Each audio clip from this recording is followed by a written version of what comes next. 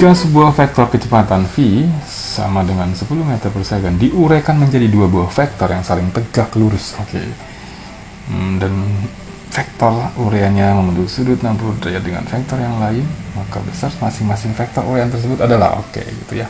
Jadi karena kalau dibaca begini aja kita nggak ngerti nih soal ini ya, jadi kita gambarkan.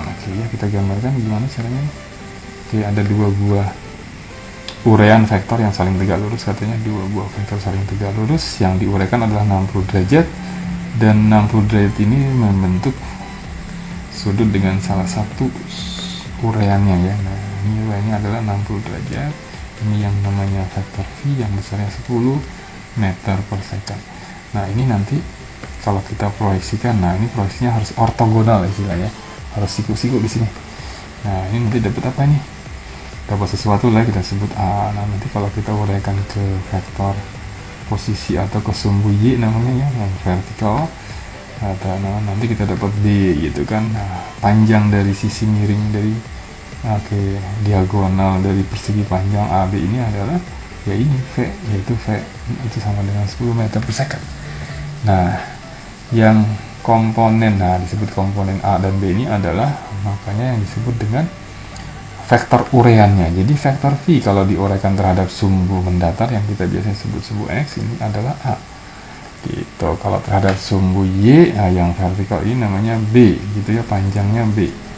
Jadi sama aja kayak kita kalau melihat ini ada kayak panah atau sebatang panah yang kalau dilihat dari dari sumbu X, maka panjangnya hanya segini kan, dari sini ke sini. Tapi kalau dilihat dari arah sumbu Y, panjangnya hanya segini gitu. Itu disebut proyeksi vektor-vektor terhadap sumbu ortogonal X dan Y dari sebuah vektor yang sebenarnya satu ya, tapi cara melihatnya ada dari sumbu X dan sumbu Y. Nah, ternyata untuk mencari berapa panjang A dan B itu kita pergunakan segitiga. Kita pindahkan nih gambar di atas itu menjadi kayak gini, kan segitiga ini B ya, di sisi depan ini sisi alasnya A dan ini sudutnya 60. Kalian masih ingat di dalam pelajaran matematik trigonometri, nah perbandingan sisi A dan B dan ini adalah V, itu menghasilkan seperti ini kan. Kalau misalnya kita mau nyari depan sudut dibagi sisi miring, itu dapat depan sudut itu B per sisi miringnya V, kita dapat sinus dari sudut 60 derajat. Nah, kalau kita mau nyari B itu gimana?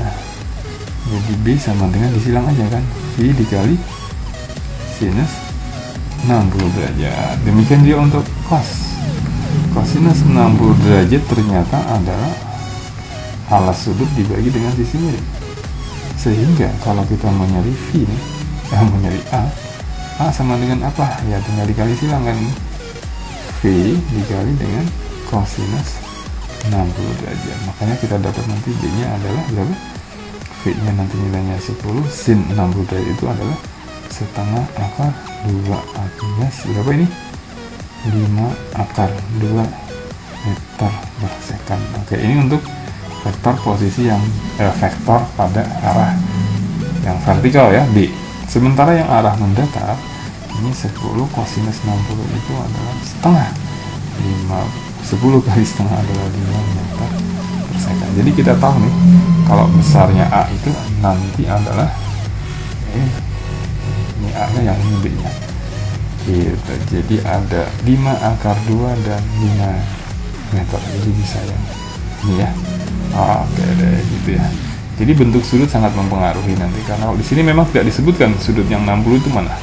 Bisa saja yang 60 itu yang sebelah sini ya. Tapi kalau di sini kan hanya dikatakan membentuk vektor sudut dengan 60 derajat terhadap salah satunya. Ya, uraiannya membentuk sudut 60 derajat dengan vektor tersebut. Ini salah satunya 60 derajat. Kalau sudutnya di sini kita dapat uraiannya seperti ini. Gimana kalau misalnya sudutnya dibalik? Sudut 60-nya yang ini sama saja sebenarnya prinsipnya.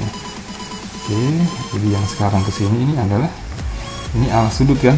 Oke, karena ini alas sudut, kalau ini V jadi tetap ini jadi V cos 60 derajat gitu. Yang ke sini apa ini? V sin 60 derajat.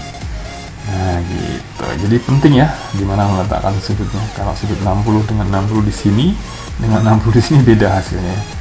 Jadi nggak penting lihat sin dan cosnya sebenarnya, yang kita lihat itu sudutnya. Sudut di sini berarti yang ini alas sudut itu cos, sisi di depan sudut itu adalah, oke, ini sisi di depan ya. Jadi ini tadi B, ini B, bisa dipindahkan ke sisi ini karena ini adalah persegi panjang, dimana sisi-sisi yang berhadapan ini sama besar dan sejajar. Oke, jadi jawabannya yang B. Oke, jadi ikuti terus channel Belajar Asik ini agar kalian makin ngerti belajar fisika dan matematik.